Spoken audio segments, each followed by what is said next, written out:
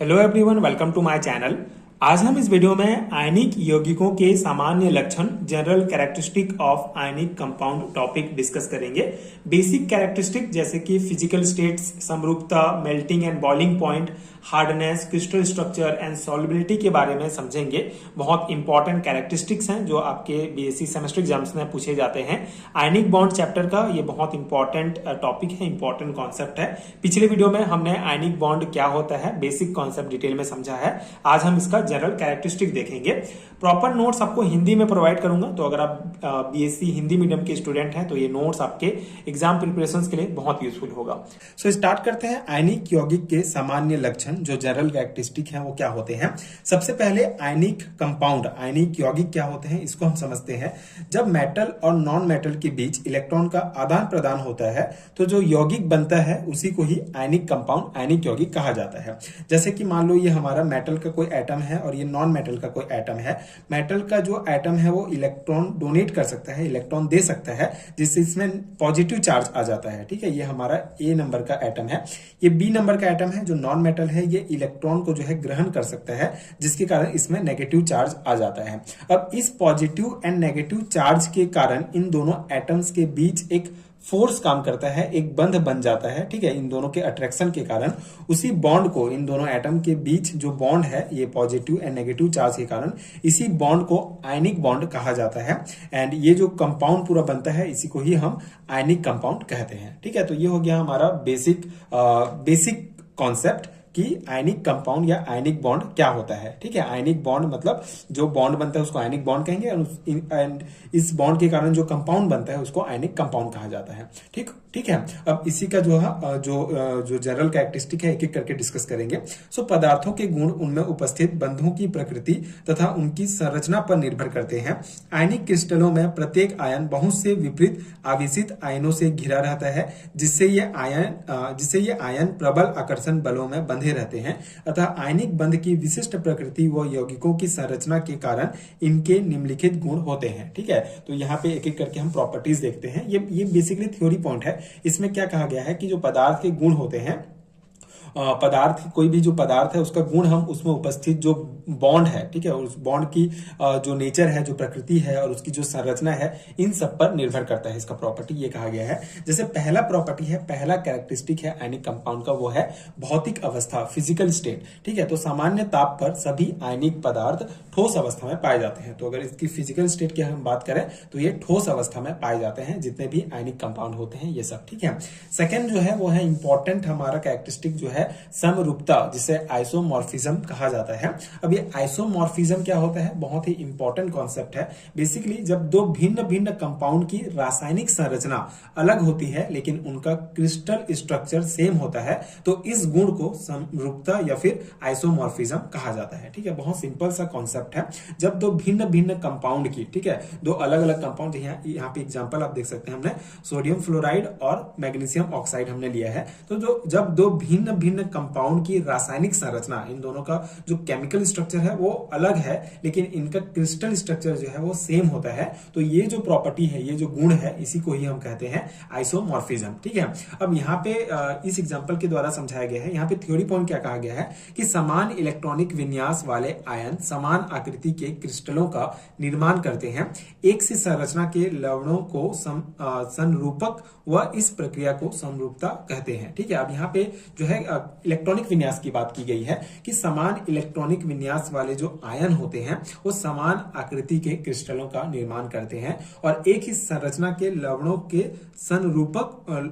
को संरूपक और इस प्रक्रिया को समरूपता कहा जाता है। ठीक है, अब यहाँ पे इलेक्ट्रॉनिक कॉन्फ़िगरेशंस की अगर हम बात करें कि अगर दोनों आयन का इलेक्ट्रॉनिक कॉन्फ़िगरेशन सेम होगा तो समान आकृति के क्रिस्टल का निर्माण करेंगे। जैसे अगर हम सोडियम आयन की बात करें, सोडियम आयन है तो एक इलेक्ट्रॉन जो है ये डोनेट करके इसका इलेक्ट्रॉनिक विन्यास क्या हो जाएगा, बेसिकली इसका होता है एटॉमिक नंबर 11 होता है। ठीक है, तो इलेक्ट्रॉनिक विन्यास हो जाएगा, अगर एक इलेक्ट्रॉन ये त्यागता है तो 1s2 2s2 2p6 outer most shell में 2 और 8 होगा इसका इलेक्ट्रॉनिक विन्यास। उसी प्रकार अगर हम फ्लोरीन की बात करें तो जब ये एक इलेक्ट्रॉन ग्रहण करेगा तो इसके आउटर मोस्ट सेल का इलेक्ट्रॉनिक कॉन्फ़िगरेशन हो जाएगा 2 8। तो यहाँ पे आप देख सकते हैं सोडियम फ्लोराइड की अगर हम बात करें तो इस कंपाउंड में दोनों आयंस का electronic configuration, outermost shell का सेम है, इसी कारण इन दोनों का जो स्ट्रक्चर होगा, क्रिस्टल स्ट्रक्चर होगा, वो सेम होगा। ठीक है, उसी प्रकार अगर हम यहाँ पे मैग्नीशियम ऑक्साइड की बात करें Mg2+ O2-, ठीक है, तो यहाँ पे जो मैग्नीशियम है ये 2 इलेक्ट्रॉन जब डोनेट करेगा, तो जो 2 इलेक्ट्रॉन जब आउटर मोस्ट शेल से निकालेगा तब इसका इलेक्ट्रॉनिक विन्यास हो जाएगा 2-8। ठीक है, इसका बेसिकली 12 होता है एटॉमिक नंबर। तो 2 इलेक्ट्रॉन जो है त्यागने के बाद इसका आउटर मोस्ट शेल का इलेक्ट्रॉनिक विन्यास हो जाएगा 2-8। ठीक है, उसी प्रकार ऑक्सीजन जब 2 इलेक्ट्रॉन ग्रहण करेगा तब उसका आउटर मोस्ट शेल का इलेक्ट्रॉनिक विन्यास हो जाएगा 2-8। ठीक है, तो यहाँ पे आप देख सकते हैं इस कंपाउंड के दोनों जो आयंस हैं, दोनों आयंस का इलेक्ट्रॉनिक कॉन्फ़िगरेशन सेम है, तो उनका जो क्रिस्टल आकृति होगा, जो क्रिस्टल स्ट्रक्चर होगा, वो भी सेम होगा। ठीक है, तो यही आइसोमॉर्फिज्म का कॉन्सेप्ट है, जो एक इंपॉर्टेंट कैरेक्टरिस्टिक है आयनिक कंपाउंड का। ठीक है, ये हो गया हमारा थर्ड। हमारा कैरेक्टरिस्टिक है उच्च गलनांक व क्वथनांक, high melting and boiling point. अब ये कॉन्सेप्ट क्या है? यद्यपि सहसंयोजक बंधों की तुलना में आयनिक बंध दुर्बल होते हैं, किंतु आयनिक क्रिस्टलों की जालक संरचना के कारण आयनिक यौगिकों के गलनांक व क्वथनांक उच्च होते हैं। ठीक है, अब यहाँ पे देखिए जो सहसंयोजक बंध है, कोवलेंट बॉन्ड की तुलना में जो आयनिक बॉन्ड होते हैं वो बेसिकली दुर्बल होते हैं। ठीक है, थोड़ा कमजोर होते हैं,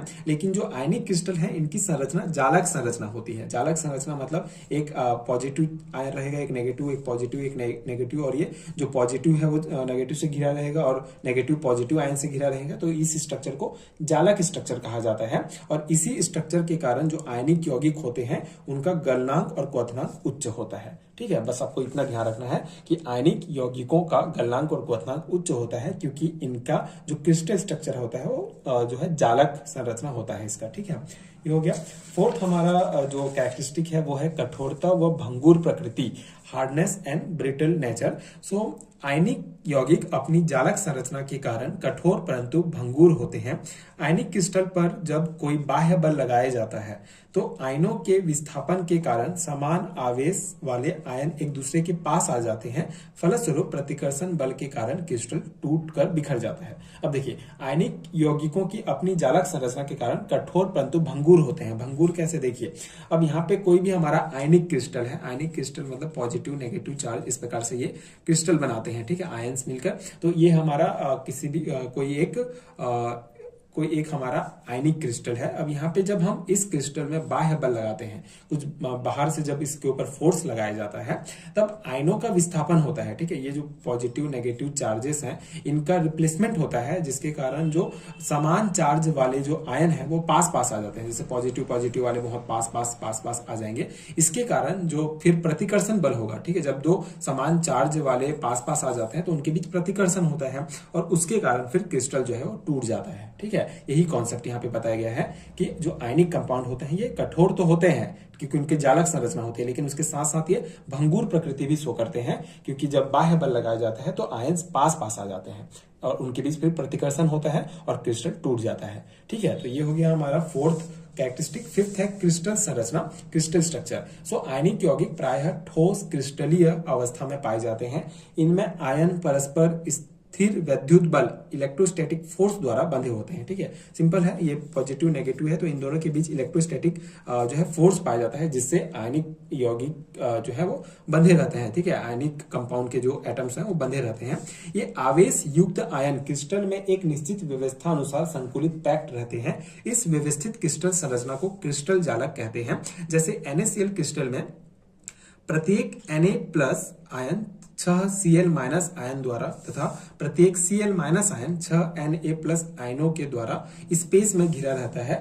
आयनों की इस व्यवस्था के कारण इस यौगिक की क्रिस्टल की संरचना घनीय क्यूबिक होती है। अब क्रिस्टल संरचना के बारे में बताया गया है, जैसे यहाँ पे इस डायग्राम को शो कर सकते हैं। ये जो है 3D स्ट्रक्चर आप समझ सकते हैं। जैसे कोई एक Cl- आयन है तो 6 Na+ आयन से घिरा रहेगा, और एक जो Na+ आयन होगा वो 6 Cl- आयन से घिरा रहता है। इस प्रकार से ये जो है एक क्रिस्टल संरचना बनाते हैं। ठीक है, ये वैद्युत संयोजी यौगिक के क्रिस्टल है और ये NaCl में क्रिस्टल जालक के आयनों का संकुलन। इस प्रकार से ये आप डायग्राम बना सकते हैं। ठीक है, तो ये क्रिस्टल संरचना को शो करता है आयनिक कंपाउंड की।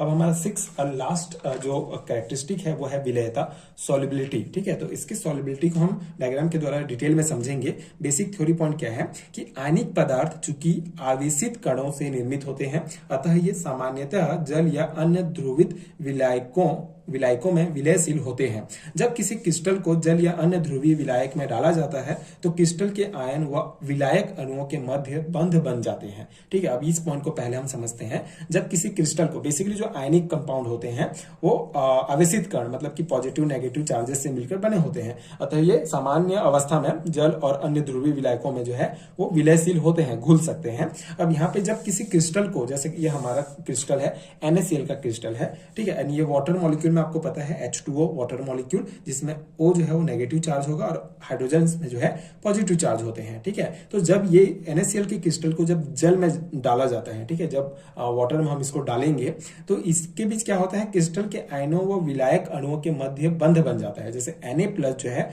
वो जो वाटर मॉलिक्यूल के ऑक्सीजन जिसमें नेगेटिव चार्ज है एंड Na+ में पॉजिटिव चार्ज है, इन दोनों के बीच अट्रैक्शन होगा और ये बॉन्ड बना लेंगे। ठीक है, इसी प्रकार ये बॉन्ड बना लेंगे वाटर मॉलिक्यूल के साथ। और जो Cl- है, ये Cl- यहाँ पे Cl-, ठीक है, Cl- जो है हमारा जिसमें नेगेटिव चार्ज है, और तो ये क्या करेगा, हाइड्रोजन जिसमें पॉजिटिव चार्ज है उसके साथ अट्रैक्ट होगा और बॉन्ड बना लेगा। ठीक है, तो इस प्रकार से जो है Na+ जो है ऑक्सीजन के साथ बॉन्ड बनाएगा और Cl- जो है हाइड्रोजन के साथ बॉन्ड बनाएगा, और इस प्रकार से ये जो है जल में घुल जाएंगे, मतलब Na+ और Cl- अलग अलग हो जाएंगे वाटर मॉलिक्यूल के साथ बॉन्ड बना के। तो इस प्रकार से NaCl को जब हम वाटर में डालेंगे, NaCl के क्रिस्टल को, तो ये इस प्रकार से इसके सॉल्युबिलिटी को शो किया जाता है। ठीक है, इस प्रकार से ये घुल जाएंगे।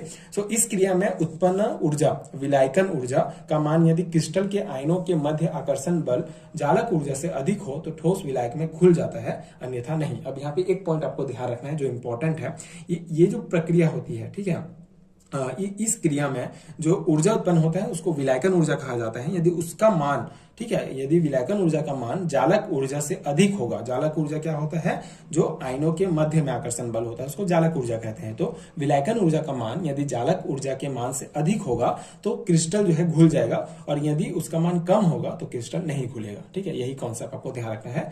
उच्च परावैद्युत स्थिरांक डाइलेक्ट्रिक कांस्टेंट वाले विलायकों में आयनिक यौगिक अधिक विलय होते हैं। ठीक है, तो ये थ्योरी पॉइंट है। अब ये हो गया हमारा कंप्लीट कैरेक्टरिस्टिक। आई होप आपको समझ में आ गया होगा। ये सॉल्युबिलिटी को शो करता है। इस डायग्राम को आप शो करेंगे कि किसी क्रिस्टल NaCl के क्रिस्टल को वाटर में डालते हैं तो क्या होगा, Na+ जो है वो O- के साथ जुड़ जाएगा और Cl- H+ के साथ जुड़ेगा और बॉन्ड बना लेगा, और इस प्रकार से ये NaCl का क्रिस्टल वाटर में घुल जाएगा। ठीक है, तो यही शो करता है। तो ये हो गया हमारा आयनिक यौगिकों के सामान्य लक्षण। आई होप आपको समझ में आ गया होगा। ये प्रॉपर नोट्स मैंने आपको हिंदी में प्रोवाइड किया। अगर आप हिंदी मीडियम के स्टूडेंट्स हैं तो डेफिनेटली ये नोट्स आपके लिए बहुत हेल्पफुल होगा। इसके अलावा अगर आपको BSc एंड MSc लेवल के हैंडरिटन नोट चाहिए सेमेस्टर एग्जाम्स के लिए, तो उसका लिंक आपको नीचे डिस्क्रिप्शन बॉक्स में मिल जाएगा, आप चेक कर सकते हैं। यूनिट वाइज आप नोट्स डाउनलोड कर सकते हैं, अपने एग्जाम की प्रिपरेशन कर सकते हैं। नोट्स डेफिनेटली आपके एग्जाम के लिए बहुत हेल्पफुल होगा। हर एक टॉपिक को डिटेल में सेमेस्टर एग्जाम के पर्सपेक्टिव से नोट्स बनाया गया है, एक्सप्लेन किया गया है, तो डेफिनेटली नोट्स आपके लिए हेल्पफुल होगा। तो अगर आपको नोट्स चाहिए तो आप डिस्क्रिप्शन बॉक्स चेक कर सकते हैं। एंड अगर वीडियो हेल्पफुल है तो आगे की वीडियोस देखने के लिए चैनल के साथ जुड़े रहिए। And thank you so much for watching.